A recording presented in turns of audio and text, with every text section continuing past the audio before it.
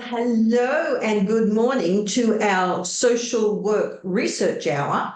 Anne-Marie can't join us today. She's got other appointments. So I'm going to be online anyway. But today is Poppy Day or Remembrance Day. So today, on the 11th hour of the 11th day of the 11th month, we pause for a minute's silence to remember and say thank you to those armed service personnel who died while giving service during World War One.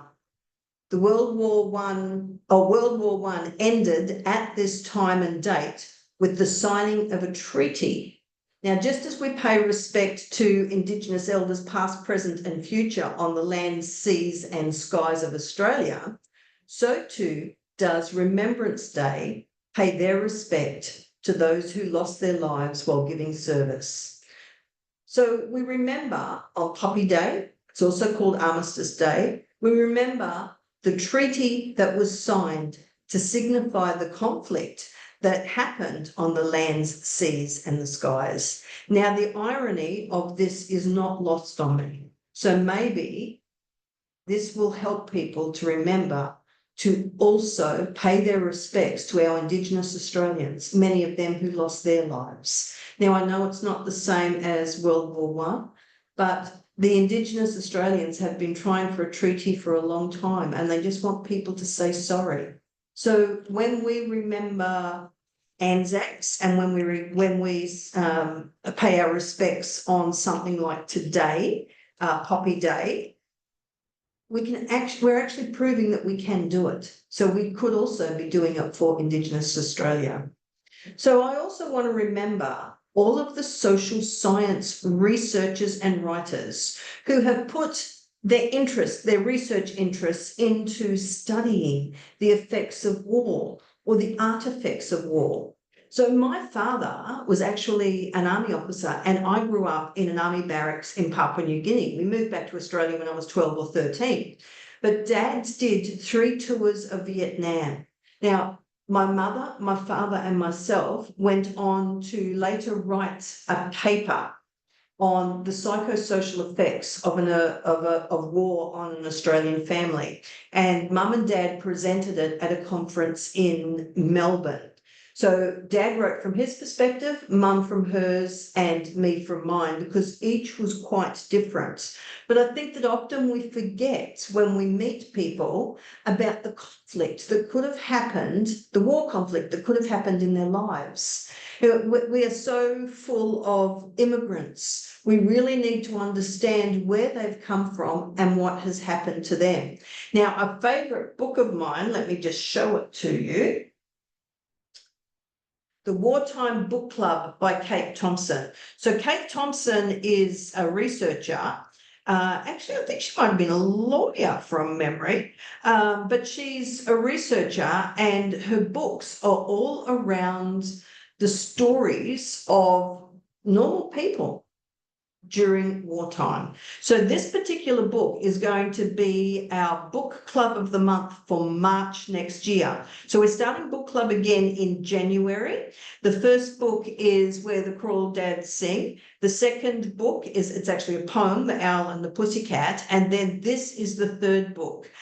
So if you want a good read, it's absolutely wonderful. It's based on research. It's based on real stories. Of course, it's dramatized and fictionized, but it is based on a robust methodology. And in the back of this book, the author has actually put the true stories and the names of the people, with their permission, obviously, that she interviewed and that she based her fictitious characters on. So it's set in Guernsey, which is an island in the English Channel, and saw heavy conflict and was actually occupied by the Germans. So I'm not only remembering today people like my father, who died not during conflict, but he died from the effects of conflict. So from Vietnam, it was Agent Orange, and he was covered from head to toe. And it had disastrous effects on him and, of course, for the rest of the family. So I'm remembering him. I'm remembering researchers who write about the war and the trauma that they must go through, the vicarious trauma that they hear when they are talking to survivors of all sorts of conflicts.